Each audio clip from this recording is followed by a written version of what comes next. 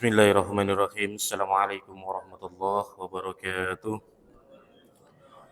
Alhamdulillahi rabbil alamin wal aqibatu lil muttaqin wala udwana illa 'alal zalimin. Wassallallahu ala sayyidina Muhammadin wa ala alihi wa sahbihi ajma'in. Amma ba'du.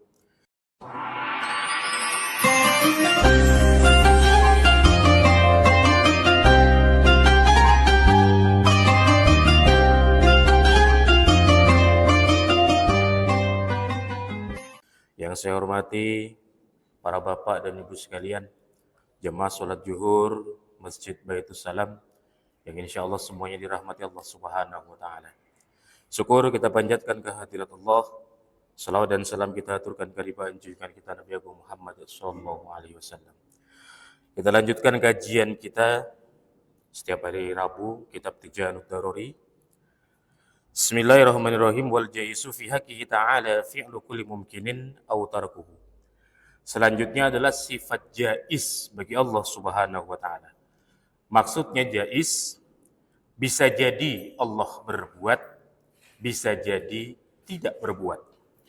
Wa dalilu ala dzalika annahu law wajiba alaihi subhanahu wa ta'ala fi'lu syai'in aw tarkuhu la sara al-jaizu wajiban aw mustahilan. Seandainya Allah Subhanahu wa Ta'ala harus melakukan sesuatu atau meninggalkan sesuatu, harus meninggalkan sesuatu, maka tidak akan ada sifat jaiz bagi Allah. Yang ada jaiz akan berubah menjadi sifat wajib atau jaiz akan berubah menjadi sifat mustahil. Wa huwa muhalun, dan ini adalah mustahil bagi Allah Subhanahu wa Ta'ala. Dengan adanya sifat jaiz, makanya kita manusia diwajibkan untuk berusaha. Untuk senantiasa berusaha, bekerja keras. Contoh, mungkin kehidupan kita agak sulit dari sisi ekonomi kita. Tetapi kita punya keinginan yang kuat, punya keinginan yang keras untuk merubahnya, agar kita bisa hidup lebih baik. Lalu kita bekerja dengan keras, dengan sungguh-sungguh, dengan tidak melupakan kewajiban kita kepada Allah.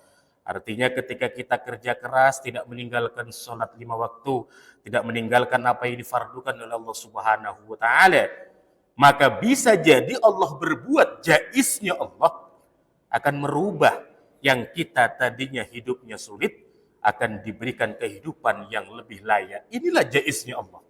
Makanya Allah tidak akan merubah nasib suatu kaum kecuali Dia mau merubahnya sendiri. Terkadang kesulitan yang menimpa kita, kita akan berkata, ini sudah takdir Allah. Tidak. Allah memiliki sifat jaiz. Ketika kita semangat untuk merubahnya, maka jaiznya Allah bisa berbuat dan merubah itu semua. Tapi terkadang kita, jika diuji dengan kesulitan, dengan kesusahan dalam hal ekonomi misalkan, ini memang kita anggap ini yang paling sulit. Ini ujian yang paling berat. Padahal tidak, kata Allah. Justru ketika kita diberikan ujian, banyak harta yang dititipkan kepada kita, banyak diberikan pangkat dan kedudukan kepada kita, ini ujian yang sungguhnya lebih berat daripada kesulitan ekonomi yang menimpa kita. Kata Allah, فَأَمَّا الْإِنسَانُ إِذَا مَبْتَلَهُ رَبُّهُ فَأَكْرَمَهُ وَنَعَمَهُ فَيَقُولُ رَبِّي أَكْرَمَنِ. Manusia, kita semua, ketika diuji oleh Allah Subhanahu wa Ta'ala dengan banyak sekali dikasih kenikmatan, dikasih harta, dikasih pangkat dan kedudukan, maka kita akan berkata, fayaqulu rabbi akraman.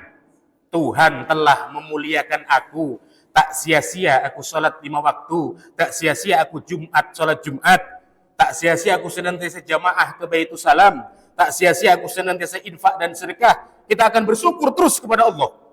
Karena kita diberikan ujian, kenikmatan, harta banyak, bahkan mungkin diberikan pangkat dan kedudukan. Sebaliknya, wa amma idza mabtalahu faqadara alaihi rizqahu fayaqulu rabbi ahanan.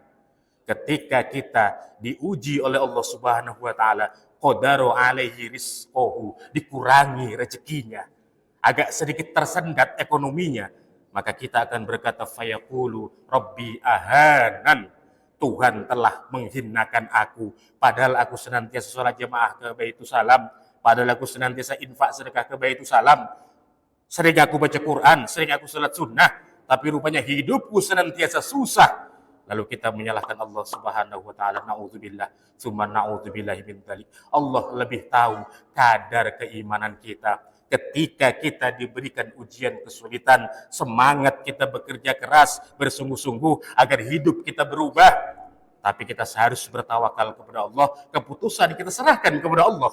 Sudah kerja keras kita, tapi hanya sampai di situ yang Allah berikan. Berarti Allah lebih tahu kadar keimanan kita. Karena khawatir seperti Qarun. Qarun ketika belum diberikan kekayaan, taatnya luar biasa, beribadah kepada Allah Subhanahu wa taala pagi dan petang. Senantiasa beribadah kepada Allah. Karena ia merasa hidupnya sangat sulit, datang ia kepada Musa alaihissalam yang masih kerabatnya. Ini juga seorang nabi dan rasul. Menjumpai Musa, apa kata Qarun? Wahai Nabiullah Musa, berdoalah kepada Allah supaya hidup saya bisa berubah, ekonomi saya nggak susah lagi, kata Qarun. Lalu diiyakan oleh Nabi Musa alaihissalam. Ya, aku doakan. Didoakan oleh Nabi Musa. Nabi tentu doanya didengar oleh Allah, dikabulkan oleh Allah. Setelah dikabulkan, dengan wasilah bekerja di tambang, awalnya menjadi pekerja tambang Qarun, mengumpulkan sedikit-sedikit emas, dan lama-lama bisa menjadi juragan emas. Dan emasnya bahkan sangat banyak, bahkan kunci gudangnya pun terbuat dari emas. Subhanallah ketika itu. Tapi apa rupanya ketika Allah berikan ujian kepada Qarun, banyak harta yang berlimpah, ia lalai kepada Allah. Jangankan ia mengeluarkan sedekahnya atau zakatnya atau infaknya, kewajiban sholat pun ditinggalkan oleh Qarun tatkala itu. Saat itu naudzubillah, datang Nabi Musa alaihissalam memberikan peringatan kepada Qarun bahwasanya jangan tinggalkan apa yang difardukan oleh Allah dan keluarkan zakatmu sesuai dengan aturan Allah. Tapi apa kata Qarun? Saya bisa seperti ini karena hasil kerja keras saya sendiri. Saya menabung dari bekerja di tambang dan lain sebagainya. Itu alasannya. Sehingga tidak mau mengeluarkan zakatnya, bahkan meninggalkan ibadah kepada Allah Subhanahu wa taala. Tetapi Allah masih belum murka. Dibiarkannya Qarun. Dibiarkannya tetap dengan banyak hartanya. Tetapi ketika Qarun memfitnah Nabi Musa alaihissalam, ia katakan Musa menghamili seorang gadis, padahal seorang nabi, dan itu adalah perbuatan Qarun sendiri. Dan di sana sang perempuan mengaku bahwasanya ini bukan perbuatan Nabi Musa, tapi merupakan perbuatan Qarun. Mendengar itu, Allah langsung murka. Allah perintahkan kepada Musa, Musa perintahkan bumi untuk menelan Fir'aun dan seluruh hartanya.